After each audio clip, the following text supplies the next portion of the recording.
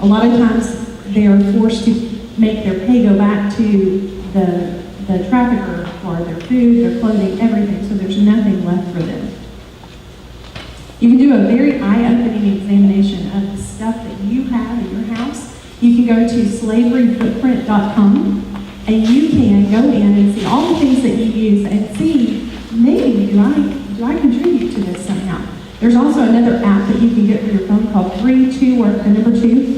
And you can use that to see, hey, am I supporting an organization that's really actively trying to eradicate human trafficking?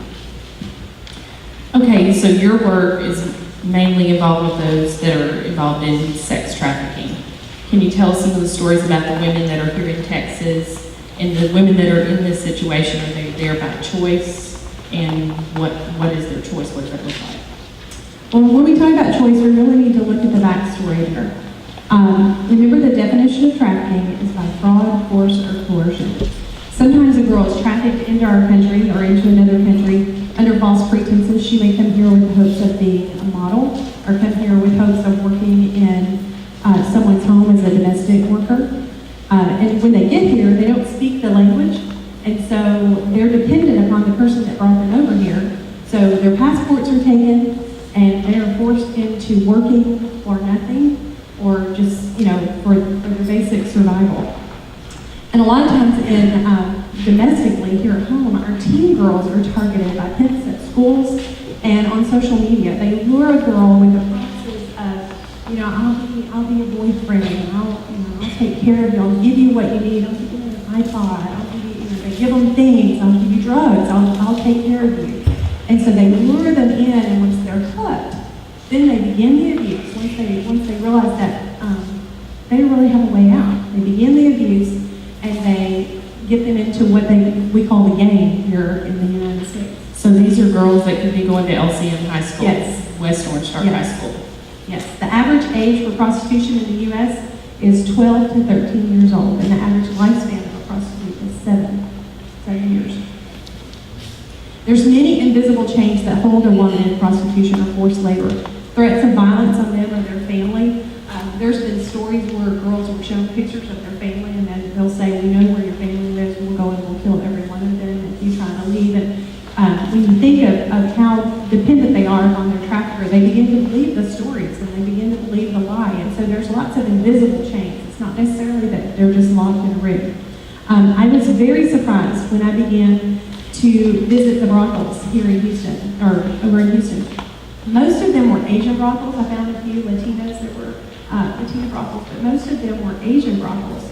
There were several Asian countries represented, but there was like a Chinese brothel and a Vietnamese brothel. It was very segregated. But they came over here because they had big hopes and dreams, and then they wound up in brothel. And a lot of them, sometimes it was what their moms did. Some of the brothels in Houston seem to operate as nail salons, massage parlors, private dancer studios. And usually, if you just want a picture of what it looks like, you will get to the door. Sometimes the outer door is locked and you have to knock to get in. Or that door is open, and then when you get in, there's a room with maybe a chair, an ATM, and a locked door and a window. And you have to knock on the window and they buzz you to the back. There's a lot of locked doors in these places. The Beaumont area, trying to investigate a little around here. I don't live here, so I don't really know, but it seems that there's a lot more out-call services on some of the places that I've researched. It seems that there's more girls that are advertising, or people that are advertising for girls on Craigslist, Backpage, and places like that. It's very sad. There are some very disturbing websites where men will go and compare girls as if they're comparing car parts. And they'll just compare girls, and this is where they visit, so they know what place they want to go or what girl they want to use. In Houston, there's also some places called cantinas. And these places mainly have girls that are brought in from Mexico, and the girls stand around the edge of the room, and men will go in, and they will choose what girl they want, and then they'll pay $45 for a beer or something like that, not for a girl. The girl will serve them, and then they go, and there's rooms in the back. A lot of the cantinas have been busted over the last several years. And there was a very big raid about 2 years ago, and I think there were probably 7 or 8 underage, like about 14-year-old girls. I remember when you were first getting into this ministry, how you explained that the Mexican, the cantinas were the most dangerous to be a part of with your ministry because they were the most ruthless with trying to stop your ministry. Yeah, the cantinas were not a place that we visited just because it seems that a lot of those were run by hotels, and so we didn't feel safe going there. When we would go visit the spas, they looked forward to us going, we were just the church ladies. We showed up with a little gift bag and had goodies in it. We were just the church ladies, and we were no threat to them. And there were many times that the trafficker or the pimp was standing right there listening to our conversations, and we wanted him to know, hey, we're not here to shut you down. We're just here to visit your girls and make sure they're healthy and take care of them. And then we would build a relationship with the girl so that should she, and she had our phone number, should she want to call us, we would be happy to help her. There were many times that we were able to identify, I say many, sometimes we were able to identify young minors, and we would go through the proper authorities to let them know. And so a lot of these spas, they just move from place to place. They close and they open and they close and they open. So sometimes we track a girl at several different spas. I found that the men that came in, the Johns that came in, they looked just like you. They were wearing their work shirts with the name of their business on their emblazoned on their shirts. They were just regular men that came in, and I knew that we needed to be there to pray for those men too, and that was the hard part. That was the hard part, because I wanted to walk up to them and say, hey, I saw your wife yesterday. But we couldn't do that. We were there to love those men too, because they were very, very broken. The girls were girls just like my daughter, or just like me. And they were just so thankful that we would stop by to visit them and not want anything from them. Many of them could not understand that we were giving them something for nothing. They couldn't get that concept. Last year, for this last year, Harris County has really cracked down, and a lot of the spas and brothels are closed, and they're moving, but a lot of them are closing. And they're starting to hold responsible the strip center owners and the building owners. Are starting to hold them responsible for what goes on and what's going on in that building. So that's a very good thing that's happening in Harris County right now. But it doesn't mean it's not happening anymore. It's just happening in more subversive ways.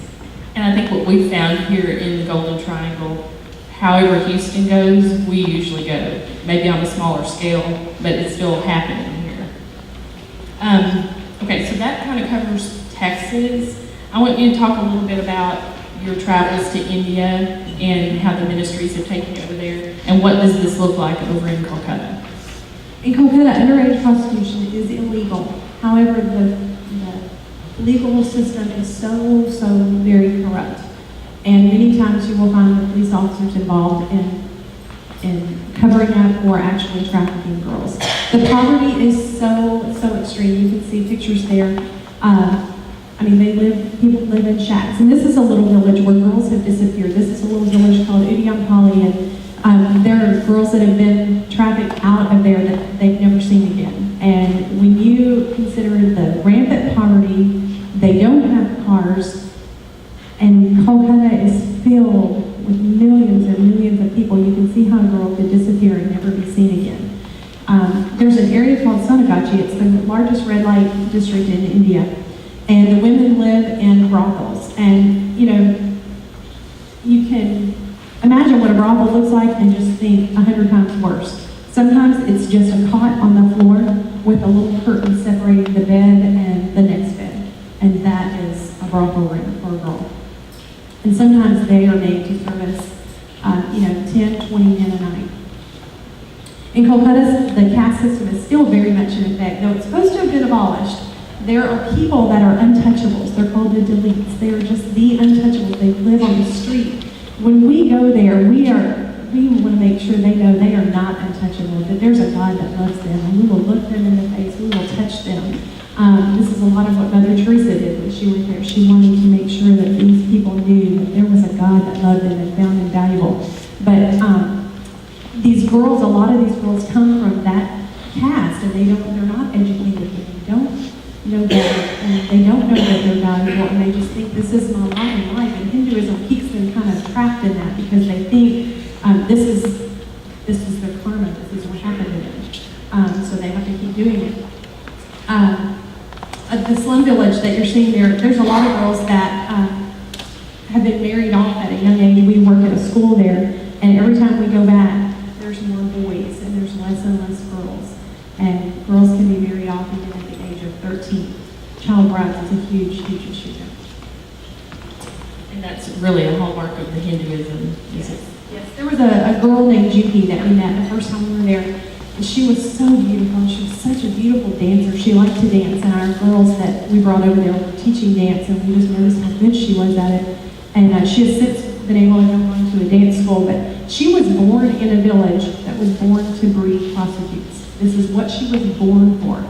And she was rescued at the train station before she ever arrived at her trafficker's destination. So that was a real win. But there's girls that are even kidnapped and given growth hormones at the age of 13, 14, maybe even 12. You'll see these girls with very, very young faces, and then you look at their bodies and you think, I just don't get it. Some of them are given growth hormones so that they will be developed for the area that they're going to be sent to. So disturbing, so disturbing. But our teams go to support local believers and justice organizations on the ground there. We're not going over there to change the world. We're not the ones trained in that, but we are the ones that can go over there and support them and share the love of Christ with them. Okay, so we've heard about trafficking, and we've heard these stories, especially with the Calcutta and Houston, but does it affect us? And how are we as Little Cypress Baptist, Orange, Texas, Golden Triangle, how are we to get involved? How can we get involved? How can we help? Well, our culture very much encourages trafficking. You may not think about that. You may have never felt that way. But our culture encourages trafficking. Greed and lust are looked on as ambition, and boys will be boys. And those are the two things that drive human trafficking. Our popular mainstream music encourages violence against women. And if you don't believe that, just look at some very popular songs that are out right now.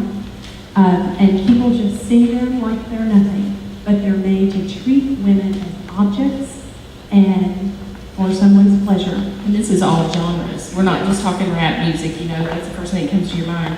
You're talking country, you're talking major mainstream pop music. It goes across the board. It's on the award shows. It just is. And before you say, I know, right, I don't listen to any of that music, but let me ask you this, will you think twice before you go and buy the very cheapest clothing that, I just need a pair of jeans for my kids, I just want to get the cheapest ones I can. Will you think twice before you do that? Check out the slavery footprint. You never know. Will you think twice before you buy your next Butterfinger? Can you just think, wait, I know you're not buying a Butterfinger, it's not going to stop human trafficking. Think twice about that before you do it. Because if everybody were to say, we are not going to support those that support human trafficking, then things might start to change. Let me ask you this, what is your attitude toward the girl that might have been involved in prostitution? What's your attitude toward her? If she were to come into your church and have a seat, would she sit by herself for a long time? Would someone come get right beside her and say, hey, how are you? What's your name? Tell me about you. Would you be her friend? Would you let her into your home? Would you let her be friends with your daughter?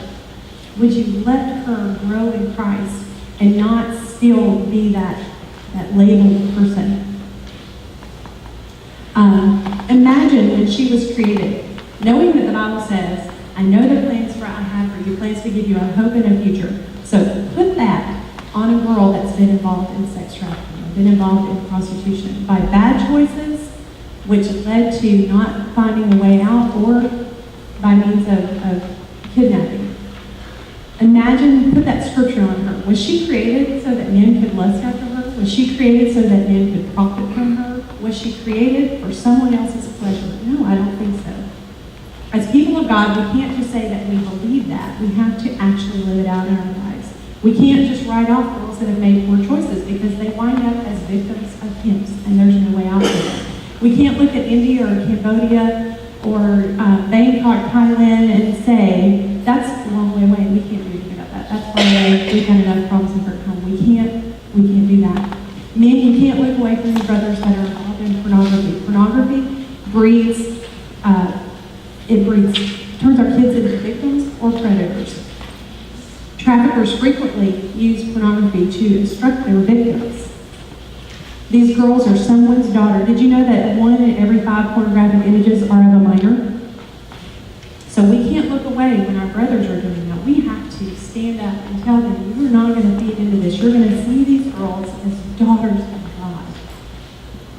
Well, as I'm going about my daily life and I'm in the community, I'm making my trip to Walmart or Kroger, how am I going to be able to, what are some red flags that I can look into the community, if I can kind of give me a heads up as to, hey, that girl, she may need help, and that would, allow me the chance to be able to give her the help she needs. What are the red flags I look for?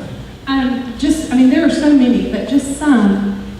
You see a lot of day laborers and stuff out on the corners and things. You may want to just, keep in conversations with them. Find out, are they in control of their own money? Do they have their own documentation, or does someone else have that?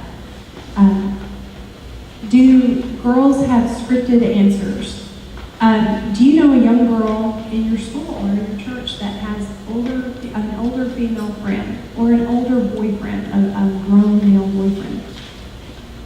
Does she have a nickname? Nicknames are not bad, but a lot of times these girls that are in the game are all given nicknames. I have started visiting the track, one of the tracks in Houston, where we visit with girls that are in the game on Friday nights, and every one of them had a nickname. And they'll pause before they tell you their name, and then they'll say, oh, it's Peaches, or oh, it's Angel. They all have a nickname. A lot of times they're braided or tattooed, and a lot of times that shows ownership. They'll be braided with their pimp's name or symbol. Does the girl appear very helpless or shamed, nervous, or withdrawn? Has there been a lack of adult supervision in her life? She's very much in, she's in danger of